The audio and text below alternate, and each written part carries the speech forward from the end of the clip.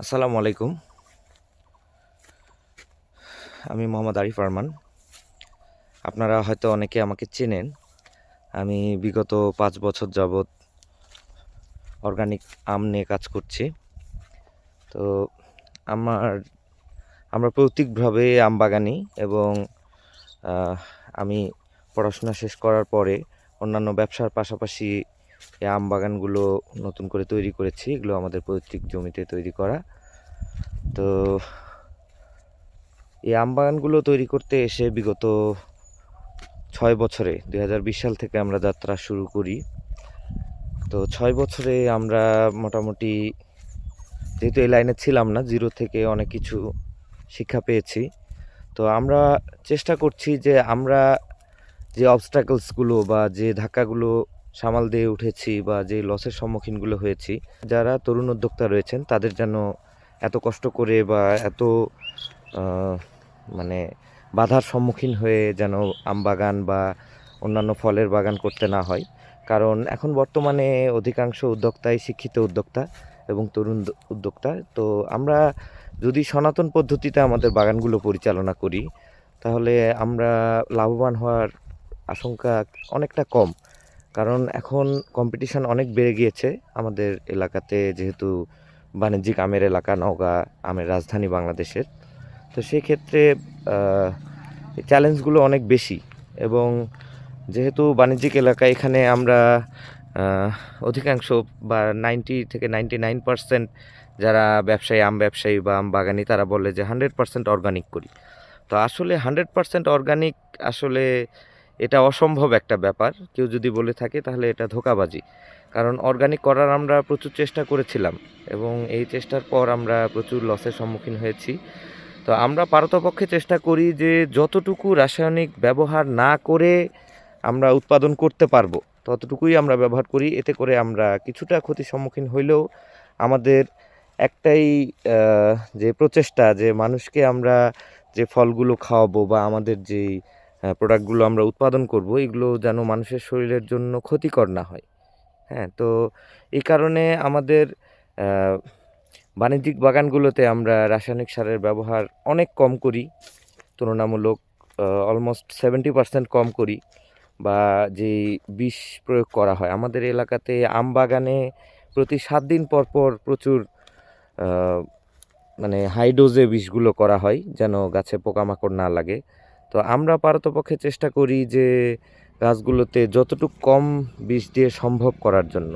তো সেক্ষেত্রে আমরা কিছুটা মানে বাধার সম্মুখীন হই। যেমন এই যে পাতাগুলো কেটে ফেলেছে, অতিরিক্ত রাসায়নিক না ইউজ করার কারণে হয়তো পাতাগুলো কেটে ফেলার কারণে খুব বড় হতে পারেনি। তো এখানে যেহেতু পাতা বড় হতে পারেনি, আমের হয়তো ফলনটাও কিছুটা কম হবে। তো এরকম সমস্যায় আমরা সম্মুখীন হই। পাশাপাশি এখন জৈব বালাইনাশকগুলো পাওয়া যাচ্ছে মার্কেটে। জৈব বালাইনাশকগুলো আমরা ব্যবহার করে দেখেছি, ওইগুলোর রেজাল্ট আসলে, আশেপাশে সব আম বাগান তো, তো ওইগুলো ব্যবহার করার কারণে আসলে রেজাল্ট আসে না। তো এরকম হয় যে আজকে স্প্রে করছি, হয়তো কাল পরশু থেকেই গাছে আবার পোকামাকড়ের উপদ্রব শুরু হয়ে যায়। তো সেক্ষেত্রে আমরা করি কি, তুলনামূলক একটু ডোজটা পাতলা করে, যদিও পোকামাকড় একটু রেজিস্ট্যান্সি হয়ে যায়, তারপর ডোজটা একটু পাতলা করে, তুলনামূলক হয়তো যেখানে 5 বার বিষ মারতে হবে সেখানে আমরা 2 বার হয়তো কীটনাশক স্প্রে করতেছি। পাশাপাশি আমরা যে ভিটামিনগুলো আছে, যে আলাদা যে গ্রোথ প্রমোটার বা ভিটামিন, এগুলো শরীরের জন্য কোনো ক্ষতিকর না। আসলে রাসায়নিক বিষ দেওয়াটাও যে শরীরের জন্য ক্ষতিকর তা না। রাসায়নিক বিষটা যদি আমরা ডোজ আকারে ব্যবহার করি তাহলে, এবং এটার একটা নির্দিষ্ট সময় থাকে, এর সময়সীমা থাকে। প্রত্যেকটি কীটনাশকের প্যাকেটের কর্নারে একটা 3 কোনা সাইন দেওয়া থাকে, যেখানে সবুজ, হলুদ এবং লাল সাইন দেওয়া থাকে। তো এটার একটা নির্দিষ্ট টাইম আছে। সবুজ মানে হচ্ছে হয়তো 5-7 দিন পরে ফলটা খাওয়া যাবে। হলুদ, এটা হচ্ছে, আমি যতদূর সম্ভব আমি শিওর না, 15 থেকে 20 দিন পর খাওয়া যাবে। আর লাল যেটা, সেটা 1 মাসের পরে খেতে হবে। আমি যদি ভুল বলে থাকি আই এম সরি, তবে এরকম একটা নির্দেশনা আছে। তো আমরা যদি কীটনাশকগুলো ব্যবহার করি নির্দিষ্ট পরিমাণ, করার পর একটা নির্দিষ্ট টাইম পরে যদি আমরা কীটনাশকের অ্যাকশান চলে যাওয়ার পর যদি আমরা ফলগুলো হারভেস্ট করে খাই, তাহলে ইনশাল্লাহ আমাদের শরীরে ক্ষতি হবে না।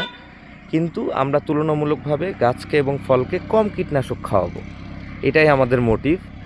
তো আর আমরা বিগত যেহেতু 5-6 বছর ধরে করছি, আমরা শুরুর দিকে লসের সম্মুখীন হলেও ইনশাল্লাহ আল্লাহ আমাদের ব্যবসায় পর্যাপ্ত বারাকা দান করেছেন এবং এতে করে আমরা পর্যাপ্ত খুশি।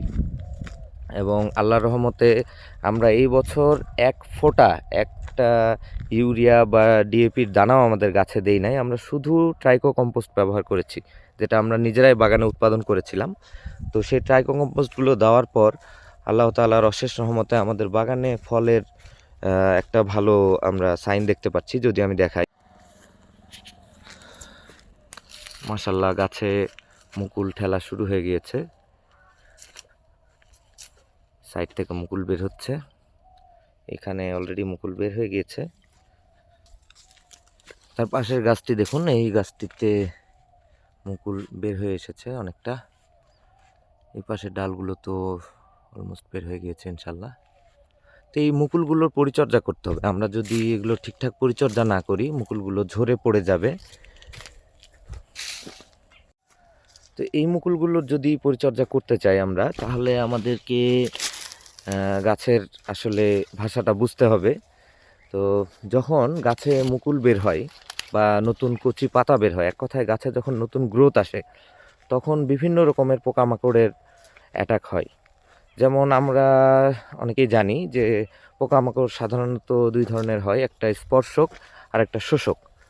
তো শোষক পোকারা হচ্ছে পাতা বা কচি ডগার রসগুলো শুষে খেয়ে নেয়, শোষণ করে খেয়ে নেয়। যেমন এই যে ফুলটা বের হয়েছে, এখন যদি আমরা কোনো রকম কীটনাশক ব্যবহার না করি, তাহলে এই কচি ফুলটার আসলে রসগুলো ওরা খেয়ে নেবে, এটা মুকুলটা গুটিতে পরিণত হবে না বা আর বড় হতে পারবে না, এগুলো কেটে খেয়ে নেবে। তো এটার পরিচর্যাটা সর্বপ্রথম দরকার। এবং পাশাপাশি আমাদের যেটা সবচেয়ে গুরুত্বপূর্ণ পরিচর্যা, আমি যদি দেখাই, আমাদের এই গাছগুলো যদি একটু পাতা কেটেছে, তারপরেও মাসাল্লাহ খারাপ নেই, ভালোই আছে। এই পাতাগুলো কিন্তু পরিষ্কার হয়েছে। কয়েকদিন আগে এই পাতাগুলো অনেক কালো হয়ে গিয়েছিল, যেহেতু রাস্তার ধারে বাগান, এখানে অনেক ধুলোবালি পড়ে কালো হয়ে যায় বা এরকম একটু সবুজ টাইপের হয়ে যায়, এরকম একটু মানে শ্যাওলা টাইপের হয়ে যায়। তো আমরা এখন ছত্রাকনাশক যদি ব্যবহার না করি, তাহলে এই ভাবটা কাটবে না আর কি। তো যার কারণে আমাদেরকে এখন কীটনাশক এবং ছত্রাকনাশক প্রয়োগ করতেই হবে, এটা মাস্ট বি।